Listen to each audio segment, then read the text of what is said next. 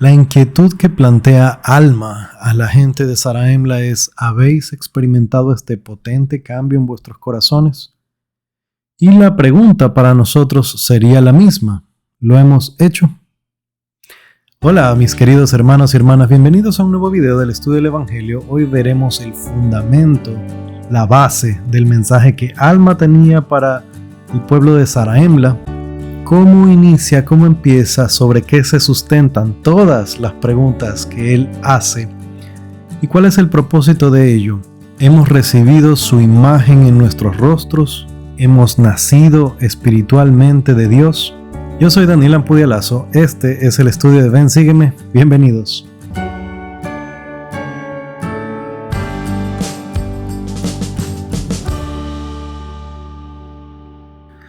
Muy bien. Directo para las Escrituras, Alma capítulo 5, como lo habíamos dicho, y la introducción nos dice: las palabras que Alma, el sumo sacerdote, según el santo orden de Dios, proclamó al pueblo en sus ciudades y aldeas por todo el país, empezando por la capital, Zarahemla. Ahora, los primeros versículos son el establecimiento de lo que él estaba haciendo y a dónde estaba yendo, qué estaba haciendo. Vamos conmigo a los versículos 4 y 5. Dice: y he aquí os digo que fueron librados de las manos del pueblo del rey Noé, por la misericordia y el poder de Dios. Y después de esto, he aquí fueron reducidos a la servidumbre por la mano de los lamanitas en el desierto. Sí, os digo que se hallaban en el cautiverio, y nuevamente el Señor los libró de la servidumbre por el poder de su palabra. Y se nos trajo a esta tierra, y aquí empezamos a establecer la iglesia de Dios por toda esta tierra. Él está hablando aquí, como lo podemos notar, acerca de aquellos que vinieron con su padre Alma. ¿Cómo sabemos esto? Porque dice: fueron librados de las manos del rey Noé. Entonces, por esto sabemos que él está hablando de su propio pueblo, los que vinieron con Alma, pero está hablando de la generación de su papá, de Alma padre. Entonces, aquí notamos que él está estableciendo lo primero y lo más básico, que recordemos las cosas que el Señor ha hecho por nosotros.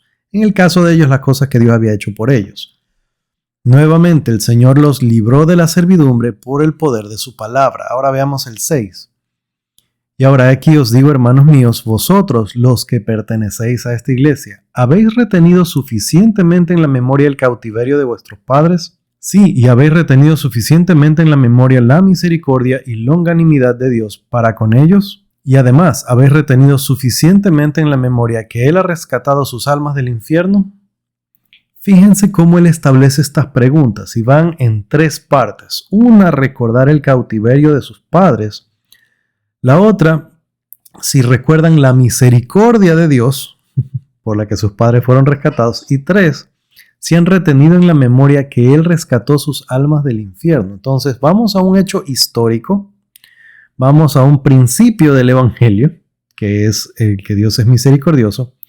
Y 3, estamos hablando de la restauración de sus almas, porque Él los pudo haber sacado de la cautividad en la que se hallaban, pero no solamente los rescató del rey Noé y de los lamanitas, sino que también los rescató de sus propios pecados.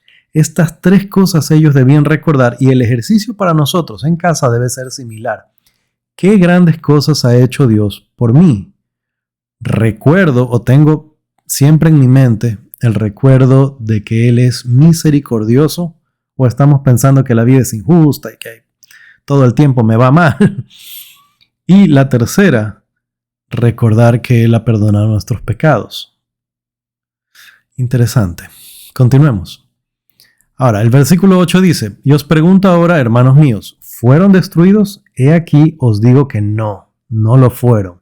Otra vez, tiene relación con estas 3 cosas. Versículos 12 y 13. Y según su fe se realizó un potente cambio en su corazón. He aquí os digo que todo esto es verdad. Y he aquí Él predicó la palabra a vuestros padres, y en sus corazones también se efectuó un potente cambio. Y se humillaron y pusieron su confianza en el Dios verdadero y viviente. Y he aquí fueron fieles hasta el fin, por tanto, fueron salvos. Estos versículos otra vez son clave. Según su fe, de acuerdo a su fe, se realizó este potente cambio en el corazón. Según su fe, de acuerdo a esa fe, se realiza un potente cambio en el corazón de ellos. Y está hablando de sus padres, solo una generación atrás, como lo decíamos. Ahora, por causa de este cambio, dice que ellos se humillaron y pusieron su confianza, que es otra vez fe, en el Dios verdadero y viviente. Entonces estamos viendo una relación de sinergia, una cosa que lleva a otra, que lleva a la primera, que lleva a la otra, a la fe, que me lleva a este potente cambio en el corazón.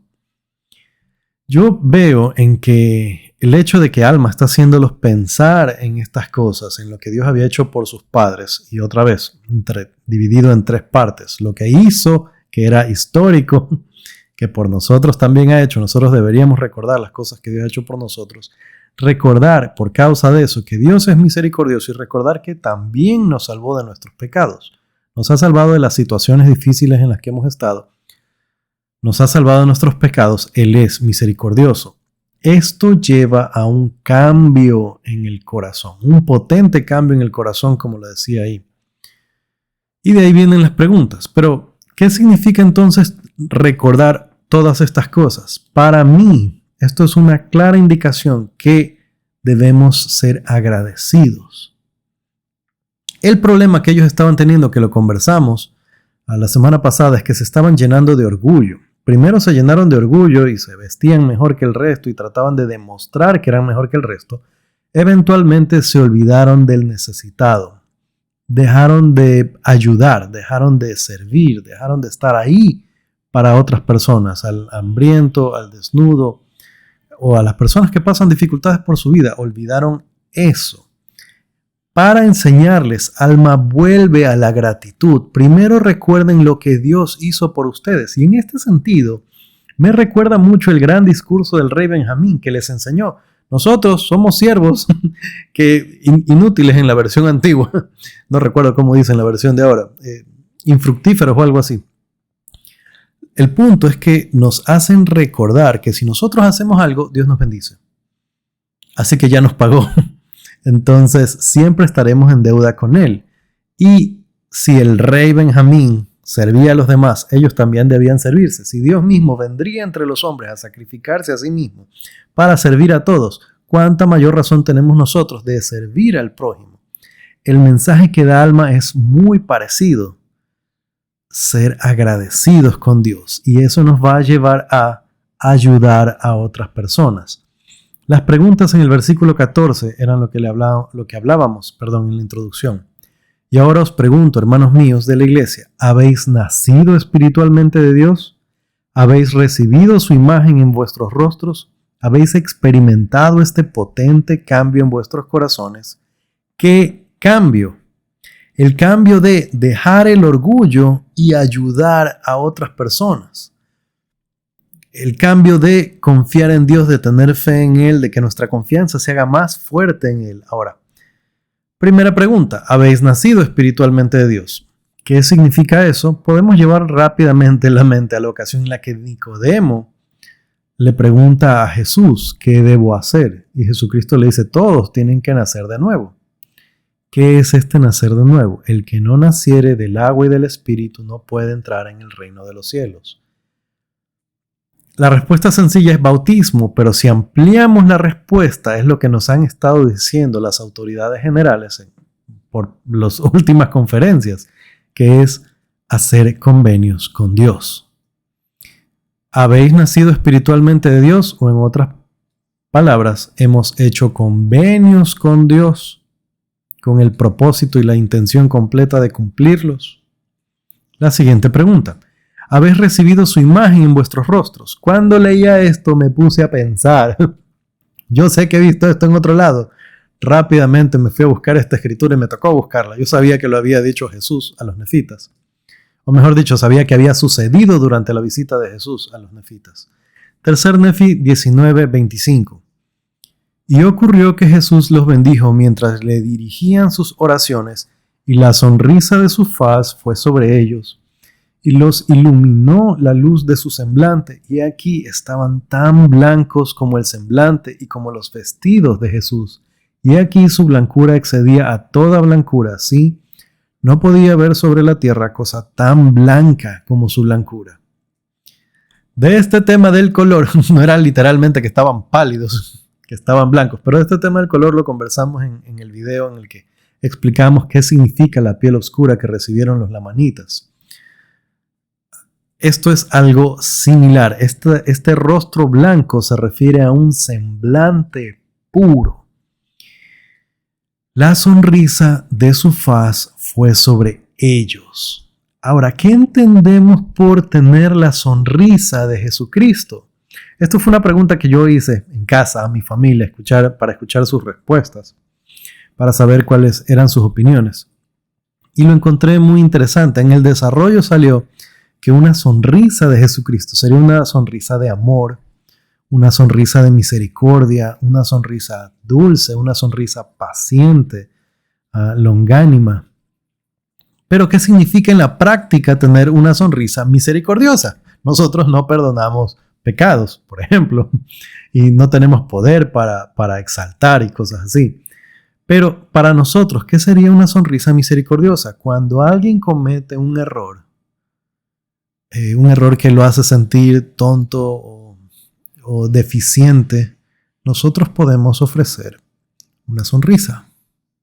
Nosotros podemos ser el que no se burla, sino el que extiende la mano. Hemos recibido su imagen en nuestros rostros. Si hablamos de una sonrisa de amor, ¿qué sería una sonrisa de amor? Sería una sonrisa tierna, una sonrisa que demuestra que nos importa a la otra persona. Y el primer lugar donde se aplican estas cosas, como siempre lo digo, debe necesariamente ser en la casa.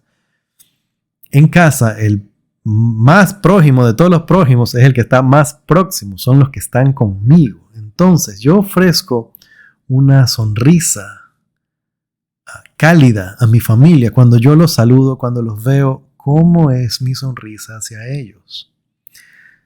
Estamos hablando entonces de una sonrisa de misericordia, una sonrisa de amor, una sonrisa de paciencia. Cuando alguien no hace lo que esperamos, se demora en algo y sabemos que, pensando mejor dicho, que no sea algo intencional, que no sea con mala intención. ¿Somos pacientes o somos prontos a criticar, a juzgar, a reclamar, a regañar? Mis queridos hermanos y hermanas, ¿cómo imaginamos que sería la sonrisa del Salvador cuando nos visualizamos en la segunda venida o cuando se termine nuestra vida y podamos verle otra vez, podamos estar ahí con Él? ¿Qué sonrisa nos imaginamos de Él? ¿Cuál debería ser entonces la actitud hacia nuestros hermanos? Especialmente cuando las cosas se ponen difíciles, cuando falta la paciencia, cuando algo nos molesta, y esto es un desafío. ¿Cuál sería la sonrisa que podemos ofrecer? Hemos visto solamente la base del mensaje de Alma. Hay mucho más por aprender. Nos vemos mañana. Conmigo será hasta la próxima. Chao.